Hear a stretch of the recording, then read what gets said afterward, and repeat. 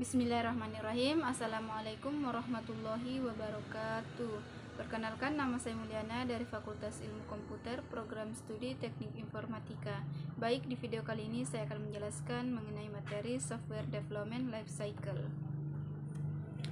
Baik, pada materi ini saya akan menjelaskan apa itu SDLC, manfaatnya, bagaimana cara kerjanya, kemudian apa saja modelnya, dan bagaimana cara menangani keamanannya, dan terakhir bagaimana SDLC dibandingkan dengan metodologi manajemen siklus hidup lainnya. Nah, apa itu SDLC? Siklus hidup pengembangan perangkat lunak atau software development life cycle adalah proses yang hemat biaya, hemat waktu, dan digunakan oleh tim pengembangan untuk mendesain serta membangun perangkat lunak berkualitas tinggi. Dan adapun tujuannya yaitu meminimalkan risiko proyek melalui perencanaan ke depan agar perangkat lunak memenuhi harapan pelanggan selama produksi dan seterusnya.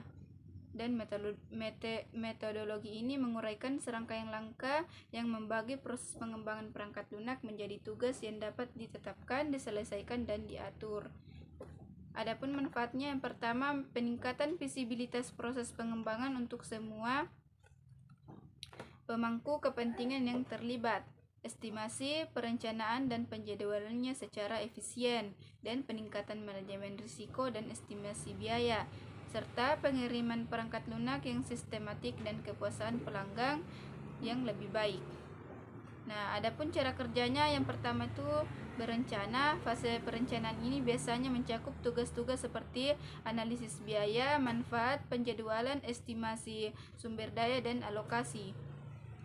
Tim pengembangan mengumpulkan persyaratan dari beberapa pemangku untuk kepentingan seperti pelanggan, ahli internal dan eksternal, serta manajer untuk membuat dokumen spesifikasi persyaratan perangkat lunak. Yang ketiga, dokumen tersebut menetapkan harapan dan menentukan tujuan bersama yang membantu dalam perencanaan proyek. Tim memperkirakan biaya, membuat jadwal, dan memiliki rencana terperinci untuk mencapai tujuan mereka. Yang kedua, desain. Pada fase desain ini, teknisi perangkat lunak menganalisis perencanaan dan mengidentifikasi solusi terbaik untuk membuat perangkat lunak. Misalnya, teknisi mungkin mempertimbangkan untuk mengintegrasikan modul yang sudah ada sebelumnya, membuat pilihan teknologi, dan mengidentifikasi alat pengembangan. Teknisi ini memiliki melihat cara terbaik untuk mengintegrasikan perangkat lunak baru ke depan dengan infrastruktur IT yang sudah ada dan mungkin dimiliki oleh organisasi. Cara kerja yang ketiga itu penerapan. Pada fase penerapan ini, tim pengembangan mengodekan produk. Mereka menganalisis persyaratan untuk mengidentifikasi tugas pengodean yang lebih kecil dan dapat mereka kerjakan sehari-hari untuk mencapai hasil akhir. Kemudian pengujian. Pada tim pengembangan menggabungkan pengujian otomatis dan manual untuk memeriksa perangkat lunak untuk bug. Analisis kualitas terdiri dari pengujian kesalahan perangkat lunak dan pemeriksaan jika analisis tersebut memenuhi persyaratan pelanggan atau tidak. Kemudian kedua, karena banyaknya tim yang menguji kode yang mereka tulis secara langsung, fase pengujian seringkali berjalan secara paralel dengan fase pengembangan. Kemudian cara kerja yang kelima itu development. Saat tim mengembangkan perangkat lunak, mereka mengodekan dan menguji pada salinan perangkat lunak yang berbeda dibandingkan yang diakses oleh pengguna. Perangkat lunak yang digunakan pengguna disebut produksi, sementara salinan lain berada di lingkungan build itu adalah lingkungan pengujian, serta memiliki lingkungan build dan produksi yang terpisah, memastikan bahwa pelanggan dapat terus menggunakan perangkat lunak meskipun sedang diubah dan ditingkatkan. Fase development ini mencakup beberapa tugas untuk memindahkan salinan build yang terakhir ke lingkungan produksi seperti pengemasan, konfigurasi lingkungan, dan pemasangan. Kemudian cara yang keenam itu adalah pemeliharaan. Pada fase pemeliharaan ini, di antara tugas lainnya, tim juga memperbaiki bug, menyelesaikan permasalahan pelanggan, dan mengelola perubahan perangkat lunak. Selain itu, memantau Tim juga memantau semua sistem performa, keamanan, dan pengalaman pengguna untuk mengidentifikasi cara baru dalam meningkatkan keberadaan perangkat lunak.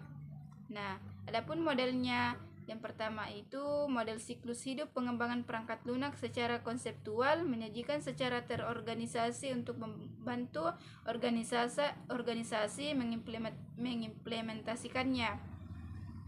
Kemudian ada pun cara yang berbeda, yaitu mengatur fase SDLC ini dalam urutan kronologis yang bervariasi untuk mengoptimalkan siklus pengembangan.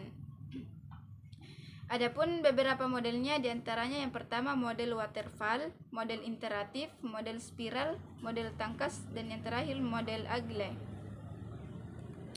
Nah, bagaimana cara menangani keamanannya? Dalam pengembangan perangkat lunak tradisional, pengujian keamanan merupakan proses terpisah dari siklus hidup pengembangan perangkat lunak SDLC ini. Adapun keamanan, tim keamanannya menemukan kelemahan keamanan hanya setelah mereka membangun perangkat lunak. Hal ini menyebabkan tingginya jumlah bug yang tetap tersembunyi serta meningkatnya risiko keamanan.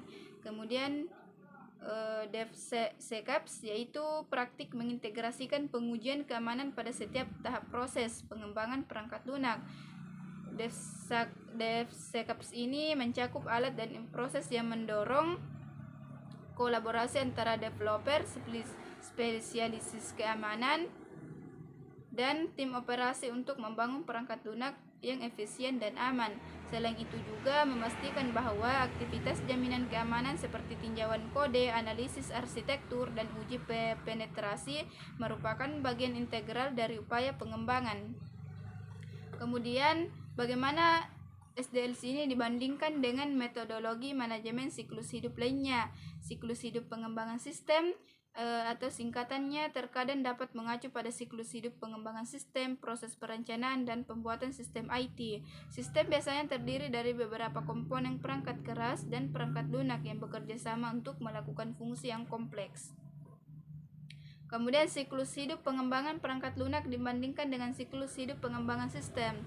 Nah, yang pertama itu siklus hidup pengembangan perangkat lunak hanya membahas pengembangan dan pengujian komponen perangkat lunak.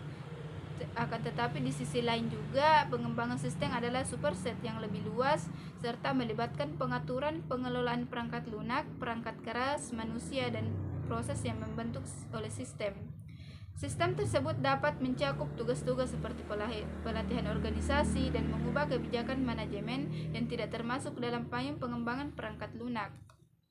Kemudian yang ketiga, manajemen siklus hidup aplikasi. Manajemen siklus hidup aplikasi atau disingkat dengan ALM adalah pembuatan dan pemeliharaan aplikasi perangkat lunak hingga tidak lagi digunakan. ALM ini tidak melibatkan beberapa proses, alat, dan orang yang bekerja sama untuk mengelola setiap aspek siklus hidup, seperti ide, desain, dan pengembangan, pengujian, produksi, dukungan, dan redundansi akhir. Kemudian bagaimana SDLC ini dibandingkan dengan metodologi?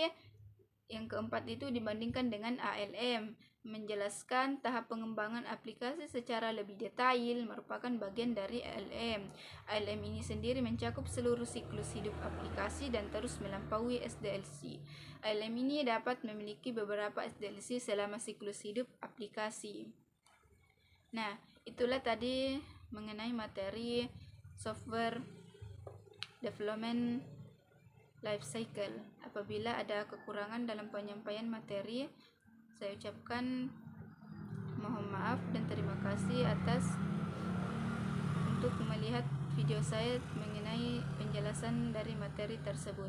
Lebih dan kurangnya mohon dimaafkan. Billahi taufiq wal hidayah. Wassalamualaikum warahmatullahi wabarakatuh.